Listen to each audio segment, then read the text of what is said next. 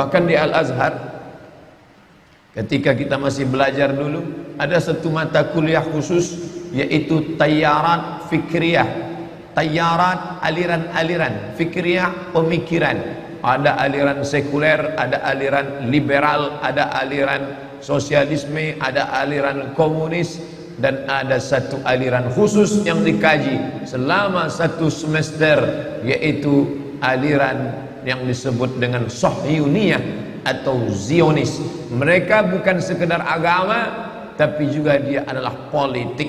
Yahudi agama yang unik, dia agama dan dia juga suku. Nabi Ibrahim punya anak laki-laki bernama Ishak. Nabi Ishak punya anak laki-laki bernama Yakub. Nabi Yakub punya anak bernama Yusuf. Yusuf punya saudara kandung bernama Yahuza. Cucu cicit keturunan Yahuza inilah Yahudi yang disebutkan dalam hadis ini. Lalu kemudian cucu cicitnya ini berkembang biak sampailah hari ini, dan mereka menjadi satu suku besar, dan mereka tidak ada Yahudisasi.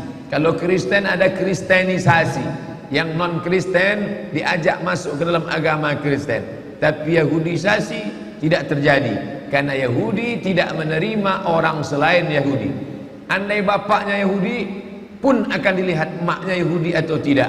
Maka ketika negara Israel terbentuk, orang-orang Yahudi dari seluruh dunia pulang kembali, yang mereka sebut sebagai Ardul Mi'ad, tanah yang dijanjikan oleh Tuhan. Lalu kemudian mereka periksa satu persatu, berapa banyak Yahudi menikah dengan orang Rusia, berapa banyak Yahudi menikah dengan orang Eropa. Maka anaknya tidak diakui karena ibunya bukan Yahudi. Dan ada satu lagi Yahudi di Afrika, ramai-ramai Yahudi Afrika datang, ini pun tidak diakui karena Yahudi putih, tiba-tiba ada Yahudi hitam. Tapi yang dimuliakan Allah Subhanahu wa ta'ala. Oleh sebab itu mereka agama sekaligus juga suku. Kalau kita, kamu sukunya apa? Sukunya Melayu, agama Islam. Kamu suku apa? Suku Batak, agama Islam. Kamu suku apa? Suku Minangkabau, agama Islam. Mereka tidak. Suku Yahudi, agama Yahudi. Lalu kemudian suku dan agama ini berpikir tentang menciptakan sebuah negara. Itu berasal dari pikiran Theodor Herzl.